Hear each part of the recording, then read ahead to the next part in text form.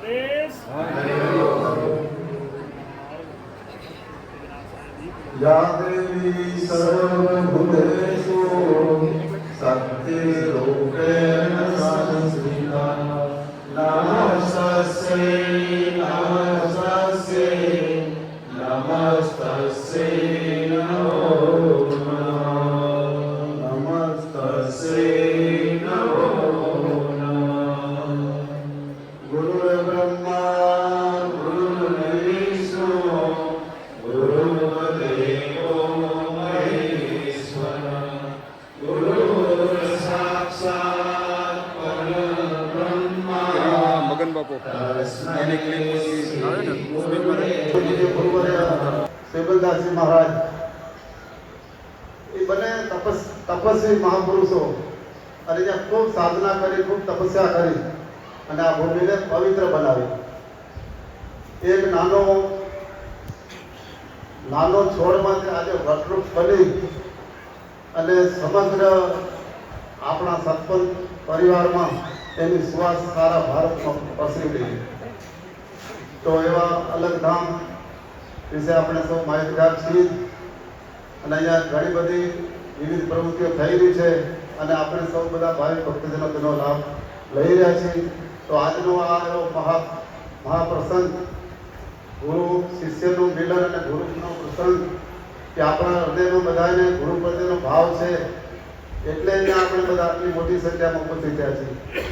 તો આજના પ્રસંગે આપણે સૌને વંદન કરીએ નતમસ્તકે અને બિરદાવીએ. અત્રે સૌ ભાઈ ભક્તજનોનું સ્વાગત માટે હું વિનંતી કરીશ આ સંસ્થાના મહામંત્રી એવા ધનસુખભાઈ મનજીભાઈ હળવદ. ધનસુખભાઈ.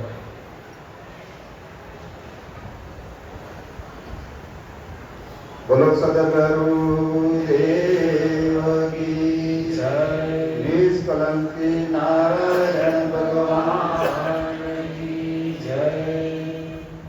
અત્રે આ ગુરુ પૂર્ણિમા મહોત્સવ નિમિત્તે ડેશ ઉપર વિરાજમાન પરમ પૂજ્ય ગુરુવરે આચાર્ય શ્રી મહામંડલેશ્વર સ્વામી શ્રી વિવેકાનંદ હરિજી મહારાજ તેમજ કચ્છ શિષ્ય મંડળના પ્રમુખ એવા ધનાવાપા, કચ્છ શિષ્ય મંડળના મંત્રી એવા જયંતિભાઈ શાંતિભાઈ, ગુજરાત શિષ્ય મંડળના પ્રમુખ એવા ગંગારામભાઈ, મંત્રી એવા ડૉક્ટર વિનુભાઈ, કચ્છ વિકાસ ટ્રસ્ટના મંત્રી શ્રી જેઠાભાઈ, યુવા સંઘના પ્રમુખ શ્રી જયંતિભાઈ ભીમાણી, કેકેપી ટ્રસ્ટી પિરાણાના શ્રી મનોહરભાઈ, જયસુખભાઈ, પ્રફુલભાઈ, માજી પ્રમુખ એવા શ્રી ગોવિંદભાઈ ધોળુ દુર્ગાપુર તેમજ બાર ગામથી પધારેલ કચ્છમાંથી સર્વેથી તમારો કિંમતી સમય લઈ આવ્યા તો કાદિયા આશ્રમ વતી હું તમારું સર્વેનું સ્વાગત કરું છું. સ્વાગતમ સ્વાગતમ સ્વાગતમ. ખૂબ સરસ. ધનસુખભાઈએ આપ સૌને એના હૃદયથી આવકાર કરી અને સ્વાગત કર્યું. કારણ કે આપણે બધા આશ્રમને એમના આમંત્રણને માન આપીને ઉપસ્થિત થયા છીએ તો એ પણ એક સારી પ્રણાલિકા પ્રમાણે સ્વાગત કર્યું. પૂજ્ય આપણે મહારાજશ્રીને વિનંતી કરીશું કે આજના પ્રસંગે ગુરુ પૂર્ણિમા મહોત્સવ નિમિત્તે જે સત્સંગ કે એમના આશીર્વચન આપણે પૂજ્ય મહામંડલેશ્વર સ્વામી વિવેકાનંદજી મહારાજ આપશે. વક્રતુંડ મહાકાય સૂર્યકોટિ સંપ્રભ નિર્વિઘ્नं કુરુ મે દેવ સર્વકાર્યેષુ સર્વદા. સદગુરુને ચરણે નમો વળી માગું પ્રેમ પ્રસાદ દયા કરી ગુરુ દીજ્યો હરિરસ અમૃત સ્વાદ. તો વણી શકું ના વર્ણવી મારા સદગુરુ તણુ સ્વરૂપ બુદ્ધિ મન પહોંચે નહીં વળી ઉપમા રહિત રૂપ. તો પ્રથમ પૂર્ણ પ્રેમથી વંદો સદગુરુ ચરણ તાપ ટળે સંસારના વળી મટે જન્મ ને મરણ. બોલો સદગુરુ દેવ કી જય. નિષ્કલંકી નારાયણ ભગવાન કી જય. ગુરુ મહારાજના ચરણો નમસ્કાર.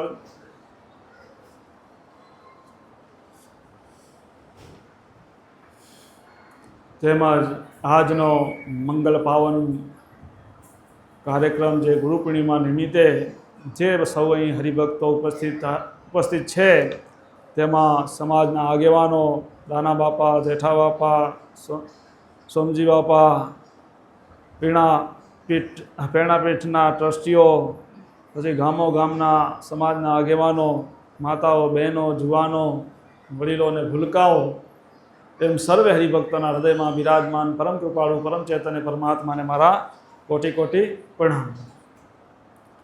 આજનો મંગલ પાવન પ્રસંગ ગુરુ પૂર્ણિમા. ગુરુ પૂર્ણિમા એટલે કે ખાલી જઈ અને ગુરુનું પૂજન કરી અને દક્ષિણા મૂકીને આવી જવું એ નથી. ગુરુ પૂર્ણિમા એટલે કે ગુરુના સાનિધ્યમાં જઈ અને જ્ઞાનનું સમજો કે જીવનમાં સિંચન કરી અને પોતાનું જીવનમાં જે અંધકાર છે એ અંધકાર દૂર કરવા માટે ગુરુ પૂર્ણિમાનો પ્રસંગ છે. અને ગુરુનો મતલબ જ એ થાય, ગુ એટલે અંધકાર અને રૂ એટલે પ્રકાશ. અંધકારમાંથી પ્રકાશ તરફ લઈ જવું એ ગુરુનું કામ. તો આપણે બધાએ તો રોજ સવારના અજવાળું થાય, રાતે ખપે તો લાઇટોથી પ્રકાશ કરી લઈએ. એ પ્રકાશ નહીં, પણ અજ્ઞાનરૂપી જે અંધકાર છે એનામાંથી આપણે જ્ઞાનરૂપી પ્રકાશમાં જવાનું. આપણે દરેક લોકો જીવનમાં પોતાની ઉન્નતિ જ આગળ વધવાનું જ ઈચ્છા રાખીએ. કોઈ નીચું જવા ઈચ્છતો નથી. બધાને પોતાની પ્રગતિ ઉન્નતિ જ જોઈએ. જો ઉન્નતિ જોઈતી હોય તો જ્ઞાન જીવનમાં હોય તો ઉન્નતિ થાય. ભૌતિક જગતનું જ્ઞાન તો આપને સ્કૂલમાં, શાળાઓમાં, કોલેજોમાં મળી જશે કે જગતના ભૌતિક સુખ, સાહેબી, ધંધા, બિઝનેસનું એ બધું સમજી લો કે કોલેજોમાં, શાળાઓમાં ભણાવવામાં આવશે. પણ પોતાના જીવની એમની ઉન્નતિ કરવાની એનું જ્ઞાન આપણને શાસ્ત્રોમાંથી મળશે. જે શાસ્ત્રો છે આપણે સદગુરુ મહારાજના જે વચનો ને એમાંથી આપણે જ્ઞાન મળે. અને એ જ ગુરુ મહારાજે, સદગુરુ મહારાજે કીધેલું હોય આપણે કે ગુરુ દીવો, ગુરુ દેવતા, ગુરુ વિના ઘોર અંધકાર. ગુરુ દીવો કેમ કીધું? કેમ કે દીવો પ્રકાશ કરવાનું કામ કરે એટલે ગુરુને દીવા તરીકે સંબોધવામાં આવ્યું કે ગુરુ દીવો એ આપણા જીવનમાં જ્ઞાનરૂપી પ્રકાશ કરે. તો ગુરુ દીવો, ગુરુ દેવતા. દેવ કેને કહેવાય? કે જેના તનેથી કંઈક આપને મળે. આપણે આધ્યાત્મિક ભૌતિક વસ્તુની વાત નથી, જગતમાં આપણે સમજો જીવની ગતિ થાય એવું કંઈક મળે તો એટલે કે એ દેવ કહેવાય. એ દેવ પાસેથી મળે એટલે ગુરુ દેવતા કીધું. ગુરુ દેવતા, ગુરુ વિના ઘોર અંધકાર. જો ગુરુ જીવનમાં ન હોય તો ઘોર અંધકાર. હવે ગુરુ કહેવા કે નહીં? તકલીફ ત્યાં કે ગુરુ સમજી લો કે આપણે શરીરને માનશું તો એ ગુરુ, તો સમજો શરીરને જોશું તો આપણે સમજો કે મેળ નહીં ખાય. ગુરુ કોણ? હે ગુરુ તો પોતે પરમાત્મા છે. આ ગુરુ છે એ બધા ગુરુ પદ કહેવાય. આપણે પદને જ ગુરુ માની ભાઈ, ફેલાણા બાપા મારા ગુરુ. ફેલાણા બાપાની એની સાધનાથી એના જીવનમાં જે એને પ્રગટ કર્યું પોતામાં, એ સમજો કે ગુરુ તત્વ. એ ગુરુ તત્વ એ ગુરુ હે. ગુરુ જગતનો એક જ. એટલે તો શાસ્ત્રમાં કે ગુરુ બ્રહ્મા, ગુરુ વિષ્ણુ, ગુરુદેવ મહેશ્વર, ગુરુ સાક્ષાત પરિબ્રહ્મ. પરિબ્રહ્મ પરમાત્મા પોતે જ ગુરુ હે. પણ પરમાત્માને આમ જો સીધું આપણે એનો આદેશ સમજી શકીએ એમ નથી. એટલે કોઈ એમ જો કે માનવ દેહની અંદર ગુરુ તત્વ પ્રગટ કરી અને એનાથી વાયા કરીને આપણા સુધી સંદેશો પહોંચાડેલા કે, અને શેના માટે સંદેશો પહોંચાડ્યો હોય કે પરમાત્માને ચિંતા કે મારો બાળક મારાથી જુદો પડી ગયો, મારો વંશ મારાથી જુદો પડી ગયો. કોઈ સમજી લો કે આપણા પરિવારમાં કોઈ આપણી વ્યક્તિ હોય અને કોઈ કારણસર જુદી પડી જાય તો સમજી લો કે ઘરના વડીલોને ચિંતા હોય કે ન હોય? ઘરના વડીલોને ચિંતા થાય, કારણસર જુદા પડી ગયા હોય તોય.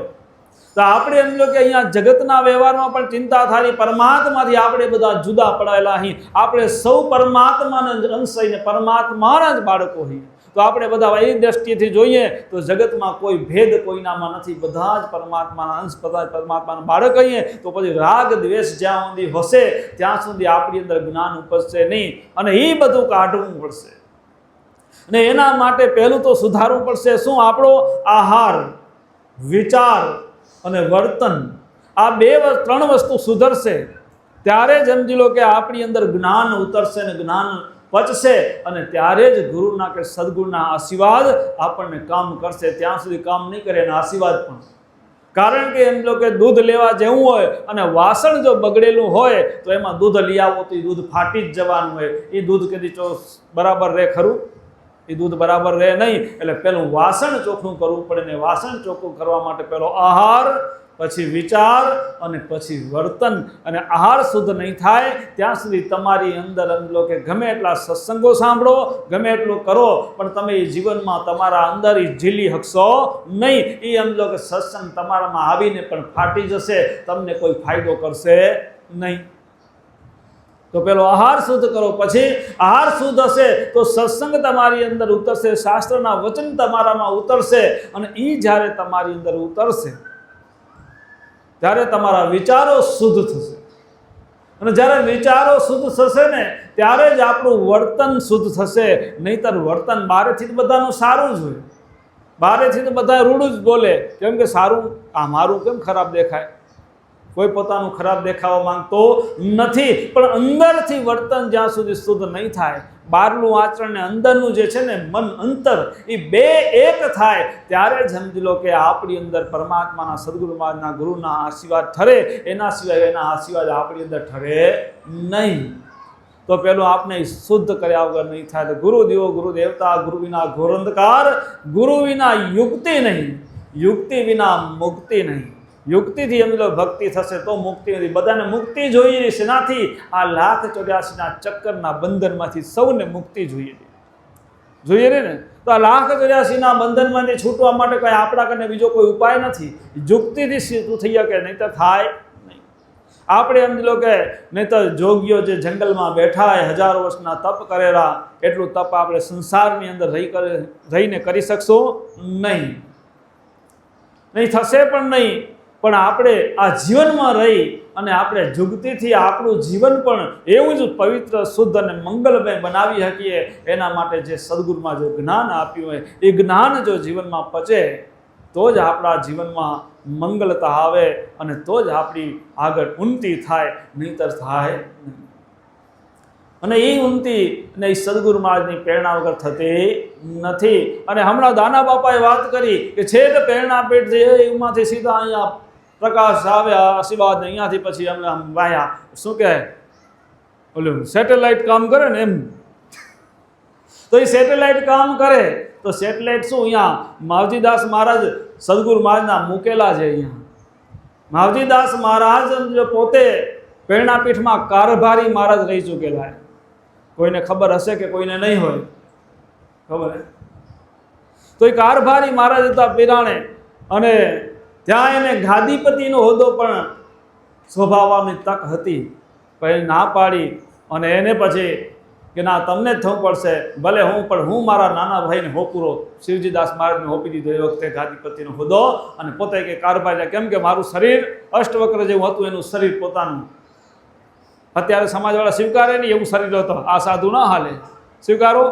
પણ પેલા વડીલો જ્ઞાન જોતા, શરીર ન જોતા, પેલા રૂપ ન જોતા, જ્ઞાન જોતા, એના ગુણ જોતા. હવે બધું શું કે ડેકોરેશન જોવામાં આવે. તો એ પેલા જ્ઞાન નકો અષ્ટવક્ર શરીર હતું એનું. જેમ અષ્ટવક્રનું નામ આવડ્યું હોય તો એના આમ લો કે ઘોડી વગર હાલી ન શકતા. આ માંડવીવાળાને બહુ ખબર છે, હું માંડવીમાં રહેતા હતો, બાપાને એમ લો કે શેક કરવો પડતો નહીં. હા, પણ એને જ્ઞાન, એ જ્ઞાની પુરુષ હતા અને એને એના જીવનમાં ભક્તિ પચાવી હતી. અને ત્યાંથી એમ લો કે સદગુરુ મહારાજના આદેશથી એને દર્શન લીધા. સદગુરુ મહારાજે રાતે એને કીધું કે જાઓ કે તમારી કચ્છમાં જરૂર રહે. એટલે કચ્છમાં એને આવી અને કચ્છમાં ધર્મના પ્રચાર માટે અહીંયા ધર્મનો ધૂણો જોખાવ્યો એને. અને એ જ માવજીદાસ મહારાજ મેં નથી જોયા, કેમ કે મારા જન્મથી 2 વર્ષ પહેલાં એ બ્રહ્મલીન થઈ ગયા. એટલે મેં જોયા નથી, પણ ગુરુ મહારાજને મેં વાત કરતા કે માવજીદાસ મહારાજ કહેતા, આથમણેથી આમ બધો હમાર મારતો હોય, એક મંદિર બંધ થઈ ગયા પણ અહીંયા ધૂનો ચાલુ રહેશે ધર્મનો. અને એ સમજી લો કે ત્યાં અહીંયા માણસો આવશે અને પોતાના કલ્યાણ કરશે. એ તેથી માવજી બાપુ સગુરદાસ મહારાજને અને અમુક વડીલોએ વાત કરે કે જેમ બાપાના સંગમાં રહેલા હશે એ કોઈક વડીલોએ કહે કે બાપુ આમ કહેતા. તો એ આપણે એમ લો કે પ્રેરણાપીઠ છોડી સદગુરુના અને અહીંયા આપણા સમાજ માટે, ભાવિકો માટે, ભક્તો માટે અહીંયા જંગલમાં રહ્યા. એના વખતમાં કંઈ આટલી સગવડ નથી જે મારા વખતમાં આટલી બધી સગવડ છે. તેથી તો સમજી લો કે એકલા રહેતા અને જમવાની વ્યવસ્થા ગામમાં આપણે પોકાર પરિવાર છે. હમણાં અહીંયા આજે જીવરાજ બાપુ જીવરાજભાઈ આવ્યા, જીવરાજભાઈ રોજીભાઈ પોકાર, એના દાદાના વખતથી સમજી લો કે ત્યાંથી જમવાનું ત્યાંથી આવતું. ખીમજીભાઈ અખઈ બાપુ અને ખીમજી બાપુ હતા, એના ઘરેથી જમવાનું આવતું. મહેમાન આવે ને તો ઉમ્મા જમવાનું એના ઘરે જમવા જતા, એવી પરિસ્થિતિ હતી એ વખતમાં. અહીંયા જંગલમાં ધૂણો જોખાયો હતો એના તપના, અને જંગલમાં એકલા હતા ને એટલે તપ બરાબર થઈ શકે. નકો અત્યારે અમે એમ જઈએ ને ક્યાંય ટૂરમાં જવાનું થાય તો અમે લોકો સત્સંગ હોય ત્યાં સુધી તો વાંધો નહીં, પણ સત્સંગ પતે પછી વળી વારાફરતી કાંઈ કામ ન હતો અમે જ આવે, મહારાજ આનું શું કાંઈ કામ ન હતું, બેટા રહેવાનું કરે. અરે ભાઈ, મહારાજને એમ લો કે જ્યાં સુધી સ્ટેજમાં થયો ત્યાંથી ખેડી લો, ખેડવા હોય એટલા, પછી એને શાંતિથી ભગવાનનું નામ લેવા દે. સાચી વાત ખોટી વાત? પછી ઓમ ટાઈમ પાસ કરાવે. આ સિસ્ટમની જરૂર છે ખરેખર. નકો અમે પછી એમ લો તપ ક્યાં કરીએ? અમે ભગવાનનું નામ લઈએ પછી મારે હાથ વગેરે મૂકવા રાખે છે ને, મૂકનાર અહીં પછી તો કોરે કરવું આવશે. હકીકતની વાત કોરું જ આવનારું પછી. અને એટલાનું જો જૈન સંપ્રદાયની અંદર આપણે એમ તો બીજા સંપ્રદાયનું વખાણ કરાયું નથી, જે સત્ય હોય કેવું એ સાધુનું કામ. તો એ લોકોના સાધુને 4 મહિના એકદમ શાંતિથી અનુષ્ઠાન કરવા દે, 8 મહિના ખેડે કે ન ખેડે? એમ તમે અમને ખેડો એનો વાંધો નહીં, પણ એ તો કોઈ ખેડતા નથી. હમણાં જેઠાભાઈ વાત કરી કે પહેલાં માવજીદાસ મહારાજ આવતા ને એમાં કેટલા 1.5 મહિનો રહેતા અને ગામો ગામ રહેતા અને સત્સંગને થતા. અમે કાંઈ ના નથી કરી. દિવ્યરાજ અહીંયા તો ગમે એટલું રૂડું કરીએ નહીં હાલે. ઉમાં જઈ જશું ને ઉમાં તો તલ ને રાઈ રાઈને પલના સમજો કે પૂછાણા થશે ત્યારે સમજો કે જવાબ દેવો પડશે. ત્યાં સમજો કે આપણું કાંઈ નહીં હાલે, ત્યાં ગમે એટલી બનાવટ કરશું હાલનારી નહીં. તો આપણે સમજો કે ગુરુ પાસેથી એ જ્ઞાન મેળવવાનું છે કે સમજો કે આપણા જીવનની અંદર સત્યતા રહે અને સત્યના આધારે જીવન ધર્મમય જીવન બને. અને તો જ અને આપણે ભાવિ પેઢીની ચિંતા કરશું ને તો જ આપણું જીવન પણ ઘડપણમાં સુધરશે અને સુખી થશું અને શાંતિથી નિરાંતે પ્રભુનું નામ તો લઈ શકશું. નહીંતર એને જીવનભર છેલ્લી ઘડી સુધી ચિંતા પડી હશે આપણી અંદર. જો બાળકોમાં સંસ્કાર નહીં હોય ને તો હવે શું થશે? આ છોરામાં હાચવી શકશે કે નહીં ધંધો, કે શું કરશે? આમ છેલ્લી ઘડી સુધી જીવ નીકળશે ને ત્યાં સુધી આપણામાં ચિંતા નહીં જાય, જગતની માયાની પરવારની, અને પછી સમજી લો કે અધોગતિના આવાગમના ચક્કરમાં પાછા આવવાનું થશે. માટે બાળકોમાં સંસ્કાર હશે તો છેલ્લી ઘડી આપણે નિરાંતે સમજી લો કે પ્રભુનું નામ લેતા લેતા પરમધામ સુધીની યાત્રા તો કરી શકશું. તો આપણે એ દિશામાં જવું હોય તો બાળકોમાં સમજી લો કે સમજી લો કે જ્ઞાન નાનપણથી આપવાની જરૂર છે. અને એ થતું નથી. એ વડીલોની ભૂલ કહેવાય, બાળકોની ભૂલ કહેવાય નહીં. જેઠાભાઈ, તમે આયોજન કરો, અમે ના કીધી. અમને તો એ ચિંતાથી સત્પંચને જોઈને કે હું બાવો થયો સાધુ, તો મારી સમજી લો ફરજ છે કેમ કે હું સમાજનું વન ખાવું, તો મારી ફરજ છે કે આ સમાજની અંદર ધર્મ કેમ ટકી રહે, આ સમાજની ઉન્નતિ કેમ થાય, આ સમાજ વેરવિખેર કેમ ન થાય, એ અમારી ફરજ છે. અને એ ફરજ છે. અમે એ જોયું કે આ બધું સમજો કે વાતું તો આપણે મોટી મોટી કરીએ સમાજવાળાને, અમે તમે બધા મોટી વાતો કરી કે આપણો તો મહાધર્મ છે, ઉજળો ધર્મ છે, એવી બધી વાતો કરીએ. પણ મોડાપણું કેમ આવે? મંદિરે જતા છોરા ઓછા કેમ થાય રહ્યા? સમજો કે મંદિરની અંદર વડીલોને પ્રસાદી કેમ બાંટવી પડે રહી, અને નાનકડા હોતા કેમ નથી હાજર છોરા પ્રસાદી બાંટવા માટે નથી હોતી? આવી હાલતો કેમ થતી જાય? આનું કારણ તમે જે કીધું કે સત્સંગ ગાઈ ગયા મારા વારામાં, દિવ્યાનંદ મહારાજમાં સત્સંગ ગાઈ ગયા આ વારામાં, એટલે આ થાય. તો સત્સંગના આયોજન કરો તો અમે કેને ના કીધીએ? અને સત્સંગ કેટલો? તો આપણે તો છેટ એટલો સત્સંગ જોઈશે કે આપણું અંતકણ એટલું નિર્મળ થઈ જાય કે જેની અંદર હરિ પોતે પ્રગટ થઈ જાય ને એટલો સત્સંગ જોઈએ. અને એટલો સત્સંગ માટે એવું હૃદય બનાવવા માટે આપણને સમજી લો કે સત્સંગ નિત જોઈએ. એ આપણા શાસ્ત્રોમાં સદગુરુમાં જે કહી દીધું મોરથી. સદગુરુની શિખામણ પણ સમજી લો કે આટલામાં કહું તો સમજી લો કે લગભગ 90% લોકો પૂરી 100 કડમાં સમજ્યા નથી હજી. શિખામણ પછી બીજા જ્ઞાન ક્યાંથી અંદર ઉતરવાના?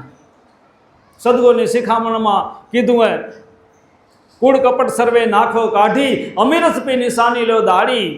કૂડ કપટ જ્યાં સુધી આપણામાં નહીં નીકળે ત્યાં સુધી ભગવાન આપને અપનાવશે ખરો?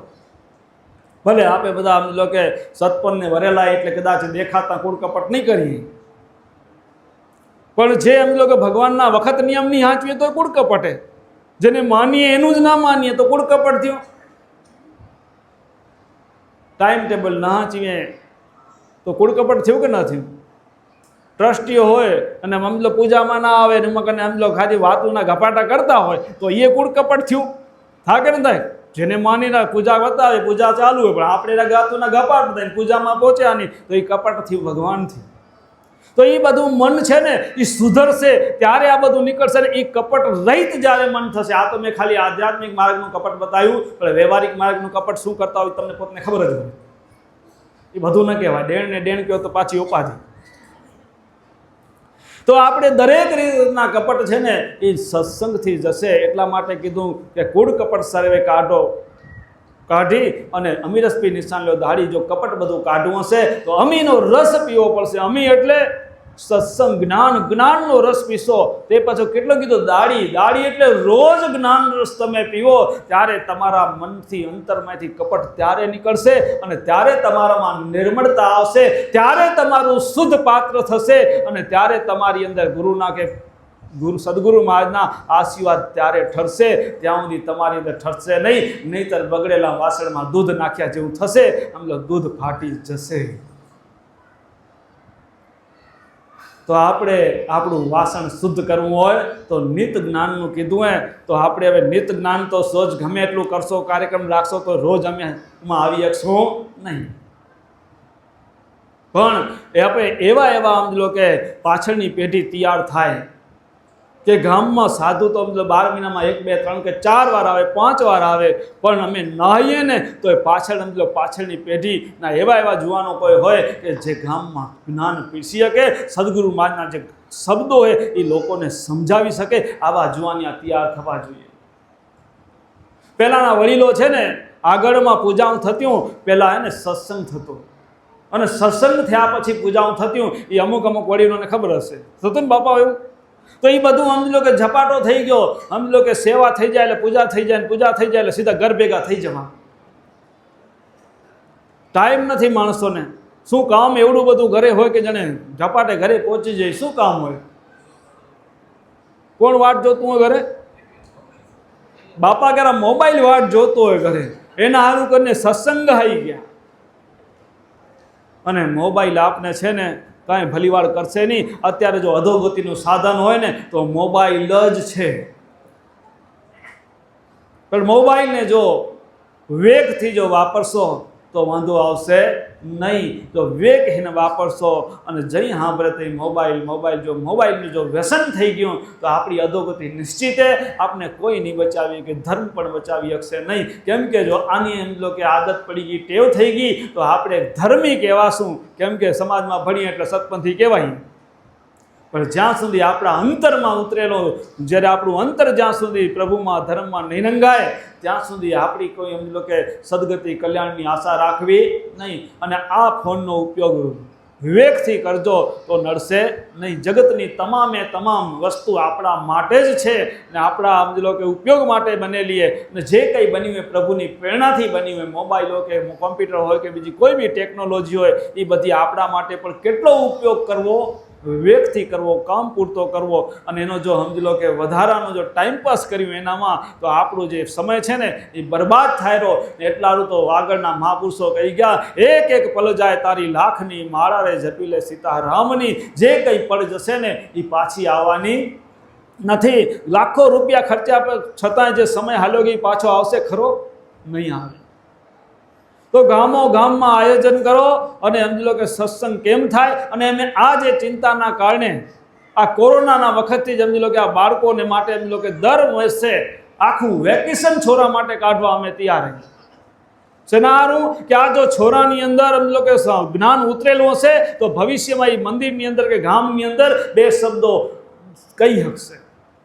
અમે સમજી લો ફરવાનું થાય ટૂરમાં, ગુજરાતમાં, મહારાષ્ટ્રમાં બધે ફરતા આવીએ છીએ.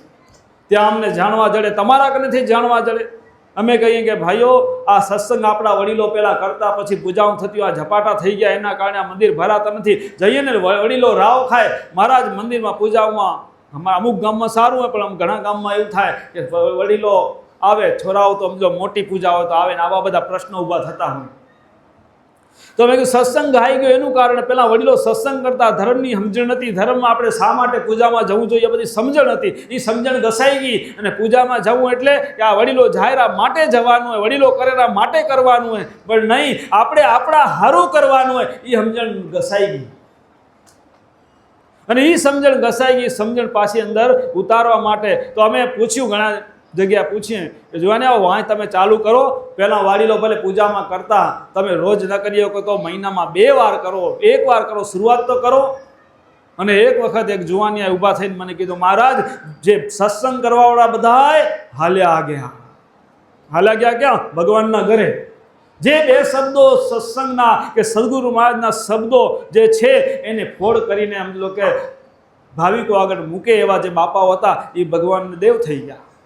અને પાછળની પેઢી એ કે અમે તો એ બધું અમને ફાવે નહીં, આવડે નહીં, સમજણ પડે નહીં કે આમાં શું કીધું હે. તો પછી વાયલી પેઢીનું શું થાય?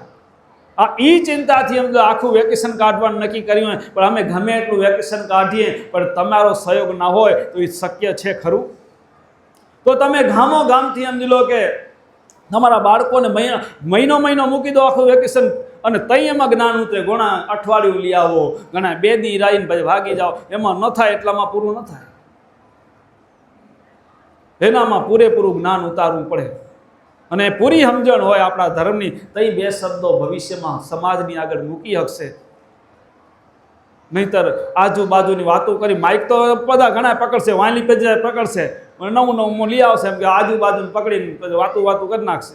પણ સમજી લો કે સમજણ નહીં હોય પછી મંદિર ખાલી રહેશે. જેથી ફંક્શન હશે તેથી ભરાઈ જશે,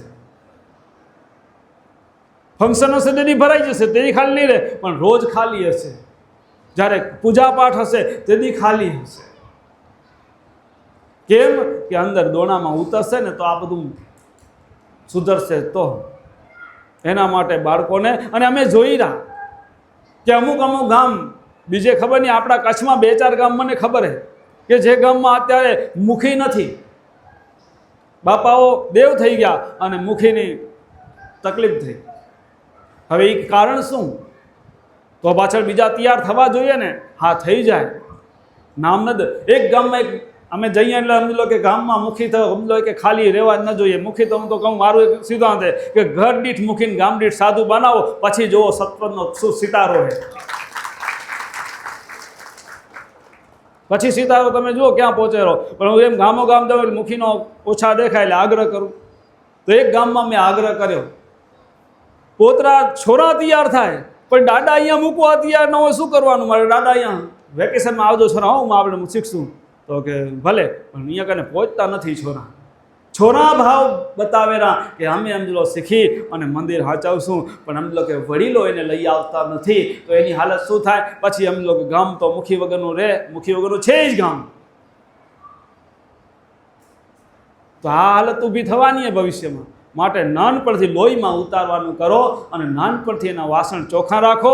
મોટા થશે ને સુધરશે એ નહીં થાય. કેમ કે ગમે એટલું હોય ને, નાનપણથી એને જે વાળવું હોય, જે જ્ઞાન દેવું હોય એ નાનપણથી અંદર ઉતરે. મોટા થયા પછી સમજી લો કે પાકલ ગળે કાંઠા ચડે નહીં. કાચો ગળો હોય તો જેવો ઘાટ ગળવો હોય એવો ગળાઈ જાય. માટી જ્યારે ભેજવાળી હોય ને ત્યારે જેમ વાળવી હોય એમ વળે, પણ કઠણ થઈ જાય ને પાકી જાય પછી કાંઈ થાય નહીં. તો જ્યાં સુધી આપણે આ કાચી માટી હોય, નાના નાના ફૂલ જેવા બાળકો આપણા હે, અને સમજી લો કે ત્યારથી એનામાં એવું સિંચન કરો કે સાધુ ન થાય તો સમજી લો કે એને મુખીની તો ભાવના થાય જ. અને મુખીની ભાવના થાય અને કદાચ બધાની યાદ શક્તિ ભગવાને હરખી ના દીધી હોય તો મંદિરે જવાનું તો જેનો સમજી લો કે જાય ને જાય અચૂક. આવા નાનપણથી એનામાં સંસ્કાર ઉતારી દો. અને હોસ્ટેલમાં જાય તો ચરણામત ભેગું લઈને જાય. ગમે ત્યાં આપણે પણ જઈએ તો ચરણામત ભેગું લઈને જઈએ. ગમે ત્યાં જઈએ તો ના ચરણામત બનાવવાની સગવડો ચરણામત બનાવી લઈએ. આ બધું જો સમજી લો કે એનામાં સંસ્કાર ઉતરો. સદગુરુ મહારાજ શું કીધું હે? અમી નિશાની નહીં લો દાડી તો ઘોરજી મેલશે ગતમાંથી કાઢી. તો આ છોરાઓને નાનપણથી શીખાડો તો નાનપણથી એમ થાયરું શું? હોસ્ટેલમાં જાય તો રામ ભરોસે હાલે બધું. નાનપણથી જો સમજી લો કે કોઈ બી છોડ હોય ને, છોડ એને એમ લો વાવ્યા પછી એની માવજત કરવી પડે, એને ખાતર પાણી બધું દઈએ, મોટો થાય કે ન થાય? બીજી જરૂર પડે ખરી? હા, જરૂર પડે છે નહીં, ટેકાની જરૂર પડે. જો ટેકો ના હોય ને, જ્યારે પવન લાગે ત્યારે વાંકો થઈ જાય, અને વાંકો થઈ જાય અને ખાતર પાણી કર્યા રાખો ને, મોટો તો થતો જાય, અને મારા જેવડો મોટો થઈ જાય, પણ થાય કેવો? વાંકો થાય. અને એ વાંકો થયા પછી આપણે એને એમ થાય કે અરે મારા જેવો હપડતો થઈ ગયો એ છોડ, અને પછી સીધો કરવો તો થાય ખરો? એ કોઈ હિસાબે સીધો થાય નહીં. અને એને સીધો કરવો હોય અને જબરજસ્તી જેક મારીને સીધો કરો તો એ ભટકી પડે, પછી સમજો એમાં સુધારો આવે નહીં. પણ નાનપણથી છોડ જો નાનો હોય ત્યારથી સમજો ટેકો દીધેલો હોય, મોટો થતો જાય, મોટો થતો જાય, અને એમ કરતાં જ્યારે મજબૂત થઈ જાય કે હવે ગમે એટલું વાવાઝોડું આવે, ગમે એટલો પવન લાગે, હવે વાંધો નહીં આવે, પછી ટેકો કાઢી નાખો, પછી કાંઈ થાય? પેલો પછી કાંઈ ન થાય. એમ આપણે આપણા બાળકોની અંદર નાનપણથી એવા સંસ્કારનું સિંચન દઈ દઈએ, એવું સિંચન કરીએ કે પછી સમજી લો કે મોટા થઈ જાય ને તો એને બીજાનો રંગ ના લાગે, આપણા બાળકનો બીજાને રંગ લાગવો જોઈએ, પણ બીજાના બાળકનો રંગ આપણા બાળકો ન લઈ આવવા જોઈએ. ત્યારે આપણે એમ લો કે સમાજની અંદર ખરું પરિવર્તન ત્યારે આવશે. અને એ જો મુદ્દામાં ધ્યાન નહીં દેવામાં આવે તો ભવિષ્ય સમજી લો કે ગમે એટલું આપણે કરીએ, ભવિષ્યને આપણે એમ લો હાંચવી નહીં શકીએ, ધર્મને હાંચવો અઘરો થઈ પડશે, અને મંદિરની અંદર પછી ભરભૂસમાં મહારાજ ન બેહારવા પડે. કારણ આપણે હવે છોરા તૈયાર નીધા તો જ થશે ને. એટલે નાનપણથી છોરામાં એવા સંસ્કાર. હવે એના હારું અમે હમણાં નવું એક આવિષ્કાર અહીંયા ઊભું કર્યું. આવિષ્કારમાં જે મતલબ બીજા સંપ્રદાયની અંદર તો છે, પણ આપણે ગમે ત્યાં ટૂરમાં ગયા આવીએ અને ગમે ત્યાં ગયા આવી તો બધે સગવડ હોય કે ન હોય તો પૂજા પાઠની તો એક પેટી બનાવીએ પૂજાની, અંદર દેવોના, ગુરુ મહારાજના, બધાના ભગવાનના ફોટા, અને એમ લો કે એની અંદર માળા, પછી અરીસો, અંદર તિલક કરવાનું ચંદન, અને કોઈ એમ લો કે નિષ્કલ્યાણ શોધ કવચનો પાઠ કરતા હોય, કોઈ મંત્ર ના આવડતા હોય, મંત્રો ના આવડતા હોય તો એને જોઈ અને સમજી લો કે મંત્રો કરી લે, અને માળાને કરી અને ચંદન તિલક કરી, અને પછી સમજી લો કે એનું નિત્ય કર્મ શરૂ કરે જીવનનો. ગમે ત્યાં ગયો હોય આ ભેગી લઈ જાય, અંદર બધું પૂજાનું સામાન પડ્યું હોય, જો સમજી લો કે ચણામત કરતાં આવડતું હોય, બનાવવાની વસ્તુ તો ભેગી લઈને જાય, અને ના આવડતું હોય તો સાથે ચણામતની નાની બાટલી પણ મૂકી દે, જ્યાં જ્યાં ત્યાં નિત્ય ચણામત લેતો થઈ જાય. અમે નિશાન નહીં લો દાડી તો ગોરજી મેળશે, ગતમાંથી કાઢી કલ્યાણના માર્ગથી કરશે, તારું કામ છે નહીં. તો આ એટલા માટે આવી રીતની પેટી બનાવીએ.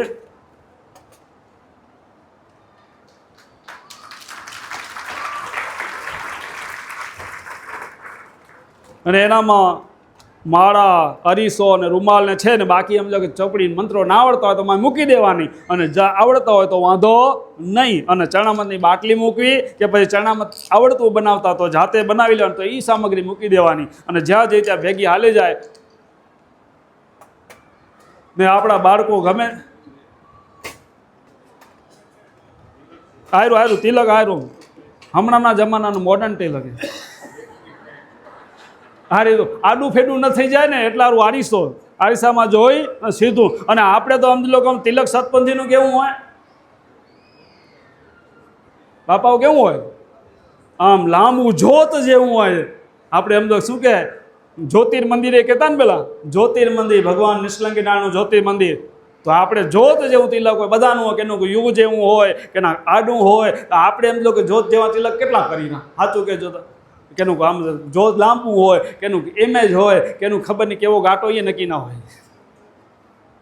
તો આ આરીસામાં જોઈને ખપે એવું થઈ જાય, વધઘટ કરીને લૂછી અને હાથ લૂછવા રૂમાલે હે.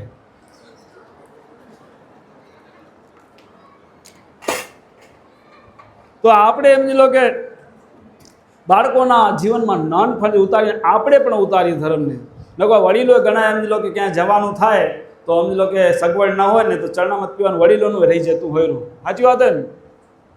સાચી વાત હે. તો પછી આપણે એમ લો ધર્મી કેટલા સદગુરુ મહારાજને માની પણ એનું જ નથી માનતા. ચરણામત પીવામાં કાંઈ ઈજાય નથી આવતો. તો એ સામાન્ય જો નથી થઈ શકતું તો આગળના તો પછી કોલેજના લેસન કેમ કરશું? પ્રાથમિક શાળામાં ભણવાની તૈયારી નથી અને સીધું કોલેજમાં જવાશે. પછી તો અમૃતવાણી, મન ચિંતાવણી, મન ચિંતવાણી ને પછી સમજો એ બધા આવશે લેસન. એ લેસન તમારાથી અધરા જશે બધું. બરોબર ને? તમે 2 ટ્રસ્ટીઓ હાજર હો ને પિરાણાના અહીંયા 3, એક આ બીજા ગયા, હા જયસુખભાઈ, હવે તમે 3 ટ્રસ્ટીઓ હાજર હો સ્કૂલમાં હો ને તમે, તો એક કામ કરો, સુઝાવ એ મારો. બાકી તો જુઓ, છોરાઓને અંદર જે આપણે કેટલા ધોરણથી ભણવાનું ચાલુ થાય રહ્યું? પહેલે શરૂઆત કેટલા ધોરણથી? કેજીથી 12મા સુધી. તો સમજી લો કે જ્યાં સુધી પ્રાથમિક શાળામાં હોય ને ત્યાં સુધી એને સદગુણની શિખામણ એના લોહીમાં ઉતારી નાખો કે સત્પનથી આવો હોવો જોઈએ, રોજ તિલક થવું જ જોઈએ, રોજ સમજો ચણામાં પીવું જ જોઈએ, આપણાથી ખોટું ન થાય, આપણાથી એમ આડું હોડું કરાય નહીં, કાંઈ આમ નીતિથી હાલવું, જે કાંઈ બધા સદગુણના જે કીધા હોય એ લોહીમાં ઉતારી મૂકો. અને પછી સમજી લો કે ધોરણ બદલે પ્રાથમિકથી 12 એટલે 1 વર્ષમાં મનચિંત અમૃતવાણી એના આખું વર્ષ ભણવાનું, બીજા વર્ષમાં મનચિંતવાણી ભણવાની, ત્રીજા વર્ષમાં મન ચિંતામણી ભણવાની, છેલ્લા વર્ષમાં પછી એમ લો કે બધાનું ભેગું કરી અને એનું બધું જ ફાઇનલ કરી 12મામાંથી 12 જાય ને એમ લો કોલેજમાં, એટલે ટકોરાબાદ સત્પની થઈને જવો જોઈએ. ગમે ત્યાંનો રંગ બીજાનો ન આપણો રંગ બીજાને લગાડીને આવવો જોઈએ. આવો બાળક આપણો થઈ જવો જોઈએ. આવું આયોજન કરો સ્ટેપ બાય સ્ટેપ. અને તો સમજી લો કે આપણો ખરેખર જેમ જૈન સંપ્રદાયની અંદર અત્યારે સાધુઓની સંખ્યા કેમ ને, નાના નાના બાળકો પણ ભગવાન માટે સમર્પિત થઈ જાય. જો આવી રીતે જો કરવામાં આવે ને તો આપણી સમાજની અંદર પણ સમજી લો કે સાધુની ફોજ તૈયાર થઈ જાય. અને આમ જે ભાવિકો છે ને આમ નિયમિત સમજી લો કે પૂજા પાઠ અને નિયમિત ધર્મમાં અકબંધ મક્કમતા આવતી જાય. તો સંઘ તેવો રંગ. તો દાખલા તરીકે શું મક્કમ કરવાનું હોય? તો સંઘ તો દુનિયામાં ગમે તેનો કરવો જ પડશે, વ્યવહારમાં કરવો પડશે, બિઝનેસ હિસાબે કરવો પડશે. પણ આપણે સંઘ કેટલી રીતે થાય? તો એક દ્રશ્યનો સંઘ થાય, બીજો શબ્દનો સંઘ થાય, ત્રીજો આહારનો સંઘ થાય, અને ચોથો વ્યક્તિનો સંઘ થાય. જો દ્રશ્યનો સંઘ એને શાસ્ત્ર પ્રમાણે જો મક્કમ થઈ જાય, શબ્દનો સંઘ જો શાસ્ત્ર પ્રમાણે મક્કમ થઈ જાય, અને આહારનો સંઘ પણ જો શાસ્ત્ર પ્રમાણે મક્કમ થઈ જાય, તો તમે દુનિયામાં ગમે એવી સમાજની અંદર જાઓ, ગમે એવી વ્યક્તિમાં જાઓ, ગમે એવા સમજી લો કે એરિયામાં જાઓ, તો એ દુનિયાનો તમને રંગ લાગે નહીં. આવા મક્કમ બાળકો બનાવવાના હે. અને એના માટે સમજી લો લોહીમાં ધર્મને ઉતારવો પડશે. અને આપણે અહીંયા જે વેકેશનમાં ચાલુ કાર્યક્રમ છે એ પણ કાયમ માટે ચાલુ રહેશે. જેને સમજી લો કે આમાં સમજી લો કે વાતું આપણે કરીએ, પણ એમાં જો ખરેખર જો આપણે આગળ વધવું હોય અને આપણા સમાજ માટે, આપણા ધર્મ માટે કરવું હોય તો બાળકોને લઈ આવજો અને સમજી લો કે એના જીવનને સફળ બનાવી અને આપણું જીવન પણ સફળ ને ઉજળું તો થશે. અને તો આપણે અને વડીલોને પણ છૂટે. અહીંયા હવે સમજી લો કે પહેલાં આપણે જે સુગનદાસ મહારાજે ધ્યાન કુટીર બનાવી હતી અંડરગ્રાઉન્ડવાળી, એના બદલામાં અહીંયા પિરામિડવાળી બની ગઈ. આ 24 કલાક તમે અહીંયા અંદર બેસી શકશો. અને બાકી અંતરયાત્રા મોનસાદના 2019માં જે ચાલુ કર્યું હતું સામે, એ અત્યારે હવે આ બાજુ ચાલુ થઈ ગયું હોય. જેને લાભ લેવો હોય એ લઈએ. કેલા ચાલુ છે હમણાં 11 દિવસ પૂરતું, હમણાં 11માં પૂરતું બંધ રહેશે અને પછી 11માં પછી સમજી લો કે પાછું ચાલુ થઈ જશે રેગ્યુલર. તો એમાં પણ જેને નામ અંદર બેસવું હોય, અહીંયા લાભ લેવો હોય તો એ છૂટ. અને બાળકોને વેકેશનમાં લઈ આવો તો બાળકો અહીંયા મારા કને બેસે અને તમે અંદર ધ્યાનમાં બેસવું હોય તોય છૂટ. ડબલ ફાયદો, માવતરને ફાયદો ને છોરાને ફાયદો, 2 in 1 ફાયદો. તો આપણા જીવનને કેમ ઉજળું બનાવવું ને કેમ સફળ બનાવવું, બસ એ જ અમારી પ્રભુને પ્રાર્થના, પરમાત્માને પ્રાર્થના કરીએ કે સૌના જીવનની અંદર સદગુરુ મહારાજના વચનો ઉતરે અને સૌનું હૃદય નિર્બળ બને, નિખાલસ બને અને ભક્તિમાં રંગાય અને સૌનું કલ્યાણ હોય, સૌનું મંગલ હોય. પરમાત્માને પ્રાર્થના. બોલો સદગુરુ દેવ કી જય. નિષ્કલંકે નારાયણ ભગવાન કી જય. અને સમાજ માટે ચિંતા તો એવા આપણા મહામંડલેશ્વર સ્વામી દયાનંદજી મહારાજે પોતાને હૃદયની વ્યથા ઠાલવી. હૃદય બળતું હોય અને દુઃખ થતું હોય એવી વાત હોય. આપણે અહીંયા જરાવાર સાંભળીને પછી કે મહારાજ ધકે આપણે એમ નથી. કાંઈ કરશું તો પરિણામ આવશે. ગામો ગામ ઉલાળપટ થતી જાય અને બાળકોમાં તેજ ન હોય, વડીલોમાં તેજ ન હોય, જુવાનિયામાં તેજ ન હોય તો સમાજ ક્યાં પહોંચશે? અધોગતિ અથવા સમાજનું પતન થાય પછી. એટલે મહારાજની ચિંતા સાચીએ અને આ સમય ઉપર આપણે બધા જાગૃત થયા અને જાગૃતિતામાં આપણે આપણા જીવનનું ધ્યેય સુધી પહોંચવું હોય, બાળકોને કહે તો આપણે શું છોરાને કરવાનું, છોરાને આપણે કરાવ્યું, પોતે કાંઈ નથી કરવું. એના બાપને કહી તો અમને તો કામવાળા નવરા નથી. છોરો શું કરે કંઈ ભણાવ્યું એ ખબર ન હોય. એટલે વાલીઓમાં જાગૃતતા ખપશે એમ. હા એમ કે સાહેબ ભણાવેલા ટ્યુશન કરેલા એને ખબર ન હોય મારું દીકરો પીઓમાં ભણેલો તો દીકરી પીઓમાં ભણેલી. એટલે જાગૃતતા લઈ આવો, એવું જ ધર્મમાં જાગૃતિ કરશે તો ખૂબ જ સંવેદના સાથે મહારાજશ્રી પોતાની હૃદય ઠાલવીએ. આપણે પણ એના બળતા હૈયાની વ્યથા આપણા હૃદયમાં ઉતારીએ તો સમાજ વ્યવસ્થા સુધરશે. સમાજ માટે સમાજ દ્વારા સમાજનું છે આ બધું. તો સમાજની અભિવ્યક્તિ કેમ થાય અને એનું પુનઃસ્થાન કેમ થાય એના માટે મહારાજને ખૂબ ખૂબ અભિનંદન આપીએ. અને આવી ચિંતા કેળવેલા વેકેશનમાં બાળકો માટે ખૂબ સમય ફાળવેલા, પણ આપણે બાળકોને મૂકવામાં આપણે પણ ઓછા પડી જાય. એટલે જે કાંઈ છે આપણી ક્ષતિઓને દૂર કરી અને આપણે એમાં ઊંડાણમાં જઈએ. હવે આપણે મુખ્ય વિષય ઉપર જઈએ. કાદિયા અથર્વણી સત્સંગ સેવા આશ્રમ અલગદાન, જે આપણે વર્ષોથી આપણા પૂજ્ય બંને મહાપુરુષો એવા માવજીદાસજી મહારાજ અને સેવનદાસજી મહારાજનું જે કાંઈ અમૂલ્ય યોગદાન આ આશ્રમમાં રહેલું છે અને એ દિવ્ય જ્યોતિનો પ્રકાશ સમગ્ર ભારત વર્ષમાં ફેલાઈ ગયો હોય અને અહીંયા એનું તેજ આવ્યું નહીં, તેજ પણ બધે પ્રસરેલું. તો અહીંયા ઘણા બધા વિકાસના કાર્યોની રફતાર ચાલુ હોય. ખૂટતી કડીમાં જે જરૂર પડે એ પ્રમાણે નવું થતું જાય. શરૂઆતમાં પૂજ્ય માવજીદાસજી મહારાજે પાયાના પથ્થર બની અને આશ્રમનો પાયો નાખનાર એક વિરલ વ્યક્તિત્વ આપણને સાંભળ્યો. એવા મહાપુરુષે આ જમીનનો એવા સારા મૂળમાં પાયો નાખ્યો અને આ જે વટવૃક્ષ બન્યો. તો એમાં સૌ પ્રથમ જે તે વખતની પરિસ્થિતિ ઉપર આપણે નજર કરી તો ખાલી પહેલાં ફક્ત 2 રૂમ બનાવ્યા. આ બધા વડીલોને ખ્યાલ હશે, પહેલાં કાંઈ નહોતું, 2 રૂમ બનાવ્યા અને પાછળથી આ સમાધિ મંદિરનો રૂમ બન્યો. એના પછી હાલનું જે આ મંદિર છે ત્યાં કને ત્યાં 2 રૂમ હતા. પછી રસોડું ને એ બધું પાછળથી બન્યું. તો આવી શુભ શરૂઆત અને આવી સ્થિતિમાં, કારણ કે તે વખતે પૈસા નહોતા, આર્થિક શક્તિ ઓછી હતી અને માનવ શક્તિ નહોતી અને આપણામાં આટલી જાગૃતિ નહોતી. આશ્રમ જેવું કે આપણને કોઈ ગુરુકુળ જેવું તો પહેલાં ખબર હોય નહોતી. તો એવા સંજોગોમાં પૂજ્ય માવજીદાસ મહારાજે આ કાર્ય કર્યું અને એના પક્ષ શિષ્ય તરીકે પૂજ્ય સેવનદાસજી મહારાજે એમાં સેવાકીય પ્રવૃત્તિમાં જોડાયા અને ખૂટતી કડીમાં હાલમાં જે મંદિર છે ત્યાં અતિથિ ભવન માટે ઉતારવસ્થા માટે અતિથિ ભવન ઉપર બનાવ્યું. એમાં બધા આપણા અને નીચે સત્સંગ હોલ આ બનાવ્યો. તો અને ઉપર ધ્યાન તેમજ અનુષ્ઠાન માટેનો હોલ બનાવ્યો, જે અત્યારે આપણે 11 દિવસનો યોગ કરી રહ્યા એ આ આખમાં માવજીદાસજી મહારાજ ભવન એવું નામકરણ કર્યું. તો જે તે વખતે ઘણા બધા વડીલો આમાં યોગદાન આપેલા. તે વખતે કાનજી નથુ ભુજવાળા ધોળું, કરશન રાજા, આપણા પૂજ્ય ભાનદાસ બાપુ અને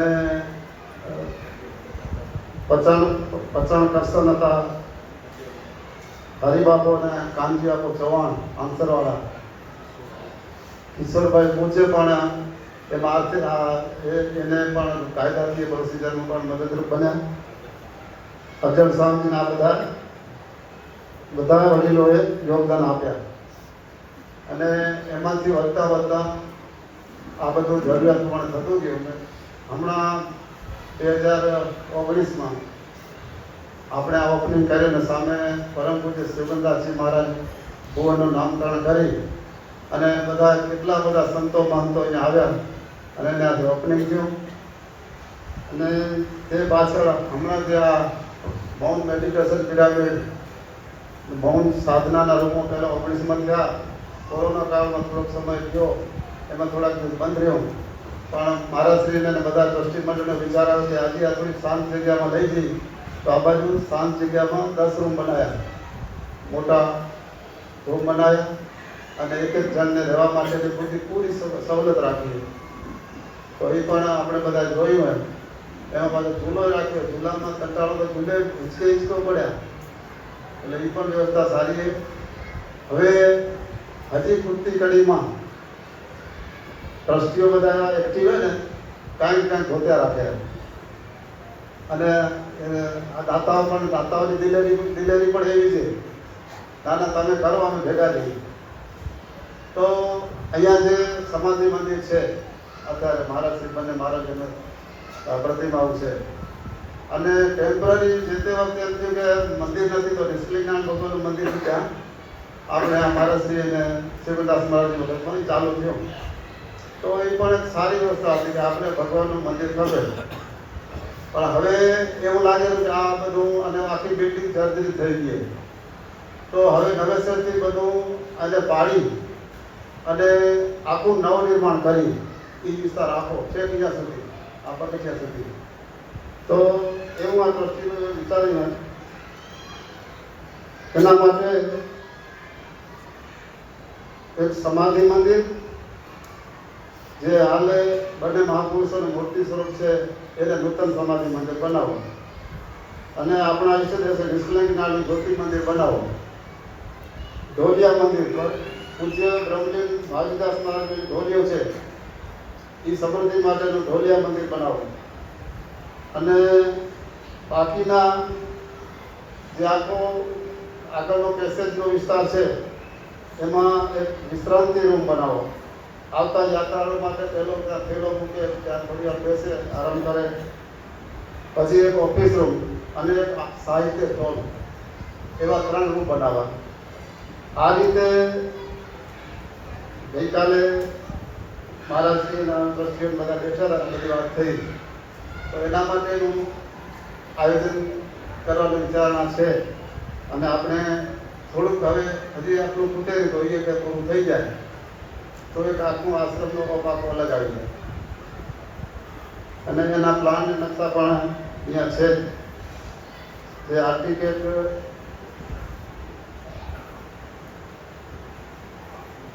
આવું બાહેલો દેખાવ આવો હશે. અને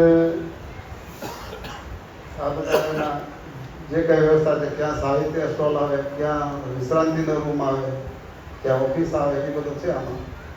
અને વચ્ચે ખાલી જગ્યા રહેશે થોડી, સામે મંદિર બની જશે આ બાજુ. તો આવી બધી વ્યવસ્થા થાય એવું આશાવાદી ટ્રસ્ટી મંડળ અને મહારાજશ્રી છે. તો એના માટેની હવે વિશેષ માહિતી હું અમારા સંસ્થાના પ્રમુખ ઉપપ્રમુખ વાડીભાઈ સાહેબને વિનંતી કરું કે તેઓ પોતાની જે કાંઈ એમની જે પ્લાન કે જે બનાવ્યું હોય જે કાંઈ માહિતી છે સંપૂર્ણ માહિતી આપશે.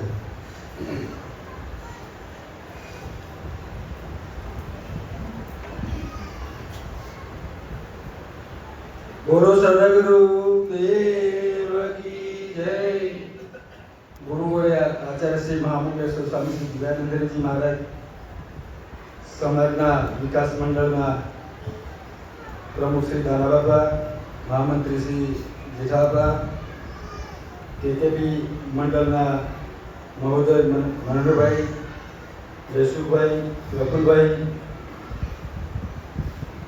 સમાજના વડી ગોવિંદભાઈ, મારા મોટાભાઈ જયંતિભાઈ, મહિલા સંગઠનના અધ્યક્ષ મહોદય ભગવતીબેન, પૂર્વ પ્રમુખ શ્રી, શક્તિ સ્વરૂપા માતાઓ, મારા વડીલ બંધુઓ અને બાળકો. આશ્રમની પૂર્વ ભૂમિકા ગુરુ મહારાજે પણ આપી, જયંતિભાઈ પણ આપી થોડી. સમાધિ મંદિરનો વિચાર જ્યારે જે તે સમયે બાપાએ ગુરુ વર્ય સ્વર્ગદાસજી મહારાજની નાનો એવું ત્યારે સમાધિ મંદિર હતું. ઘણા વડીલો કદાચ જોયું હશે. સમય પછી પ્રમાણે ઉપર આપણે શિખર બનાવ્યું ગુરુજીએ, બાપાની હયાતીમાં ગુરુ મહારાજ જ્યારે અંતિમ દિવસોના પેલામાં હતા ત્યારે પણ એમણે ભલામણ કરી હતી કે દીકરા, સમાધિ મંદિર જર્જરિત થયું હોય તો તમે પાછળ આ થોડુંક રિનોવેશન કરજો. આપણે બધાએ જઈને આવી રીતે આપણે જોતા કે સમાધિ મંદિરમાં પોપડા ઉકળી જતા, એ વળીમાં થોડું રિપેર સિપેર કરી અને આપણે અત્યાર સુધી ચલાવ્યું. જ્યોતિ મંદિરનું અમે અહીં ટ્રસ્ટી મંડળ બેઠા હતા તો રોણવાળા જીવરાજ બાપુ છે, બધા તો એનું થોડુંક રીતે કેવું શું હતું પાછળનો ઇતિહાસ તો એમને બધાને જ ખબર હોય, વડીલોને. માવજીદાસ મહારાજ એવું પહોંચી ગયા એવું કહેતા હતા કે આખરના પહોંચાડામાં પૂજાઓ દીકરાઓ બંધ થઈ જશે.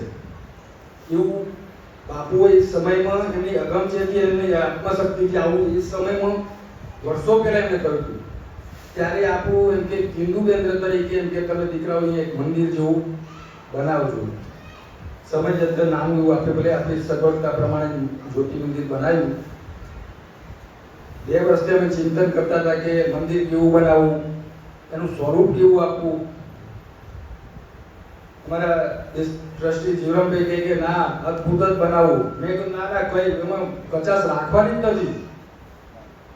બાપાનું ઘર આપણે ટનાટન જ બનાવવાનું. એટલે અમે આર્કિટેક્ટ એન્જિનિયરો સાથે સતત સંપર્ક કર્યો. ક્યાંક ક્યાંક અમે એનું જોયું કે કયું બનાવવું, બંને મંદિર શિખર મંદિર બનાવવા એવો એક વિચાર બધાએ થયો. 2-3 વખત અમે આર્કિટેક્ટ સાથે પુના પણ મીટિંગ કરી.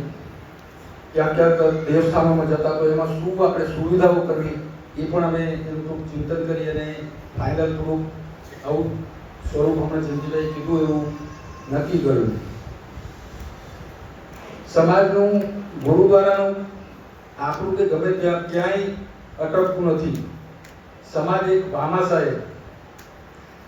આ સંસ્થામાં મને યાદ છે કે એક વખત અમે આવ્યા હતા, મારા પોતાના રીતે બાપુ ગોળીઓ ખપતું હતું એ બાપા એવા શબ્દો વાપર્યા હતા કે આ નજરમાં જે દેખાય છે એ બધી જ વસ્તુ દાનમાં આવેલી. અને છેલ્લે એક લીટીમાં એમ કીધું કે અમે દાનમાં આવેલા છીએ.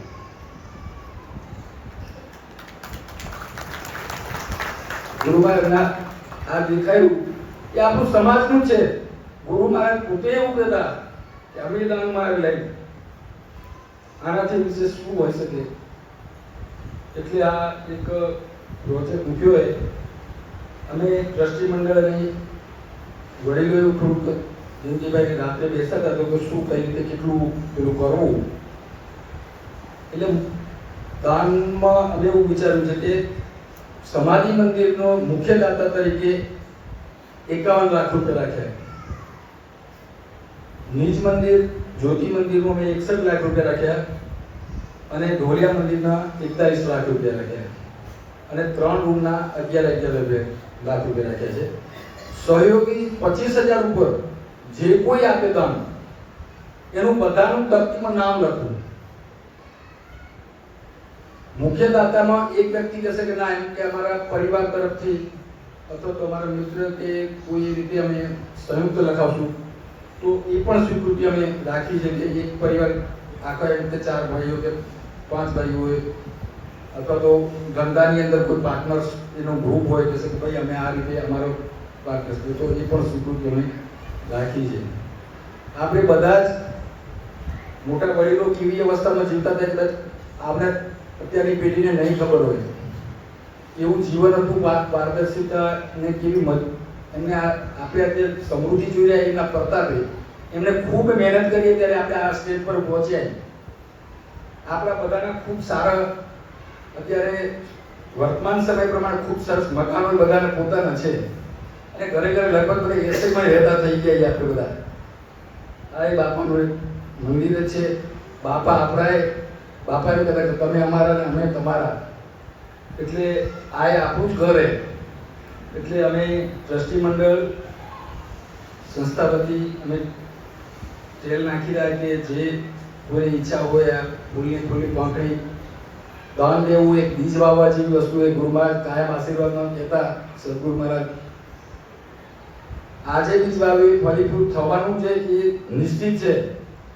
આપણા સદગુરુ મહારાજે મંત્રમાં પણ કીધું હોય એક કણું દાન સહસ્ત્ર કપૂરું, 72 પુણ્યને શ્રેષ્ઠ. 10 કણું તો ભગવાન અહીં જ આપી દેરો. સહસ્ત્ર કણું તો તમને આગળના ક્યાં ઓલામાં છે જ. પૂર્વજન્મમાં આપણે સારી કરી કરી છે તે આપણે પાટીદાર સમાજમાં અહીંયા મળ્યો ને આપણે આજે ફૂલ્યા પાલ્યા.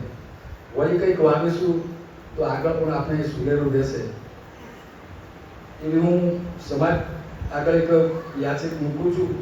ગુરુ મહારાજના આશીર્વાદ, અમારા ગુરુ મહારાજના આશીર્વાદ ત્યાં મૂકી દે ને બધા સાથ સહકાર રહેશે એવું આપણે જય ગુરુદેવ.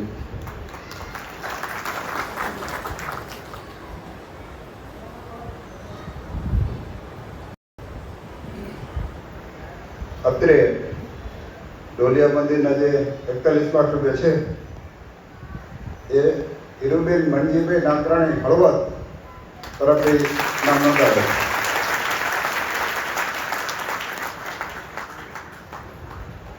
ખૂબ સરસ કે રાણાનો પહેલો ઘા, કારણ કે દાતાની દિલેરી હોય ત્યારે જ આ કાર્ય થઈ શકે. તો પરિવારને ખૂબ ખૂબ અભિનંદન. 41 લાખ રૂપિયા જેવી મહત્તમ રકમ આપી અને આ આશ્રમના રોડમાંથી મુક્ત થવા માંગી રહ્યા. આપણે તો ઋણી છીએ જ, પણ જેટલું આપશું એટલું આશ્રમમાં ઉગશે.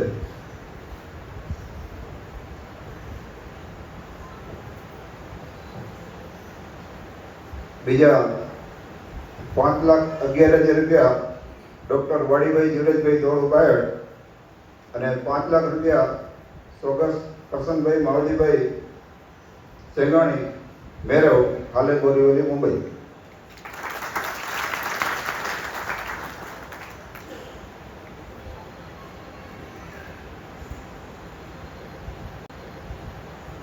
₹51,000 ચોક્કસ કરશનભાઈ લખુભાઈ દોડુ, દુર્ગાપુર, હસ્તે ગોવિંદભાઈ.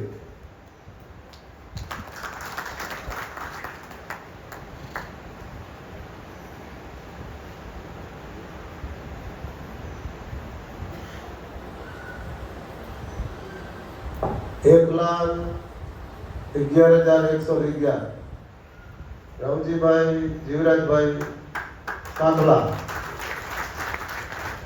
વેગોડી. ₹11,111 અમારા માવિત્ર નાનજીભાઈ કરશનભાઈ લીમાણી, હસ્તે જયંતિભાઈ નાનજી.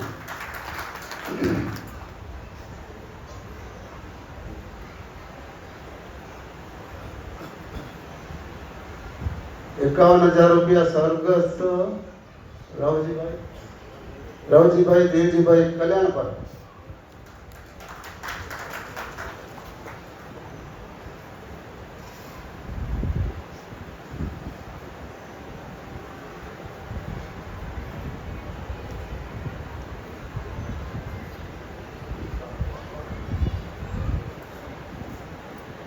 ₹51,000 અંબાલાલભાઈ મેઘજીભાઈ વેલાણી, માનકવા. ધન્યવાદ. ₹1,11,111 ગંગસ્વ શાંતાબેન લાલજીભાઈ રૂડાણી, કોરભાઈ, હાલે બદલાપુર, મુંબઈ, હસ્તે પરેશભાઈ રૂડાણી અને કપિલભાઈ રૂડાણી. ₹1,11,111 શાંતાબેન લાલજીભાઈ રૂડાણી અને શ્રીમતી દમયંતીબેન લાલજીભાઈ ભગત, કલ્યાણપર.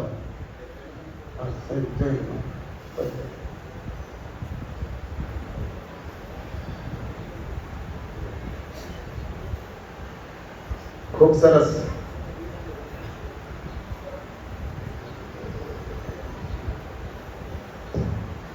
₹1,11,111 નારણભાઈ ખીમજીભાઈ મોડાસા. ધન્યવાદ.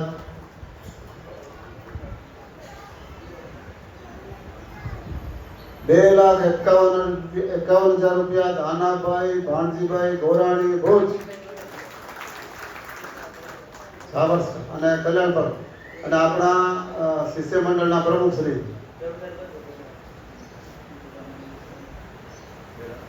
₹2,51,000 દાનાભાઈ ભાણજીભાઈ ગોરાણી આજે હાલે ભુજ ને કલ્યાણ પર.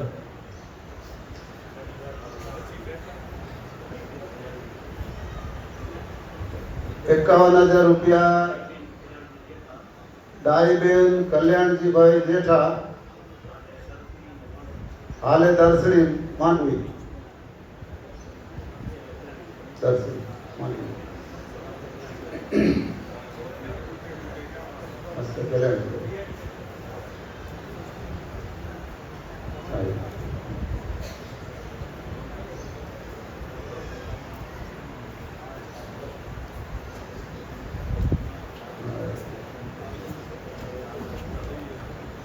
Super.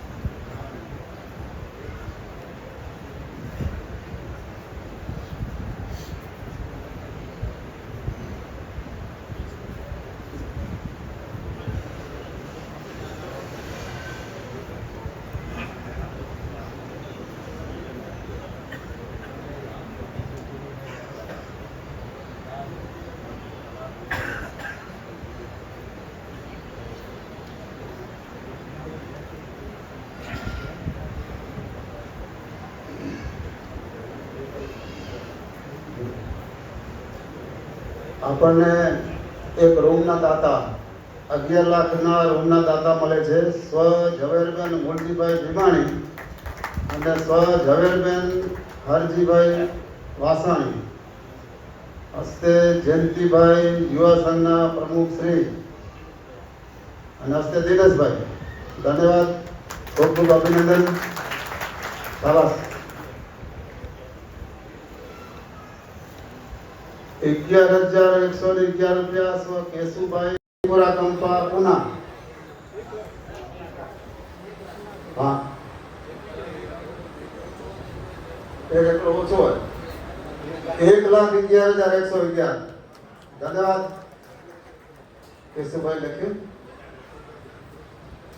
કેશુ.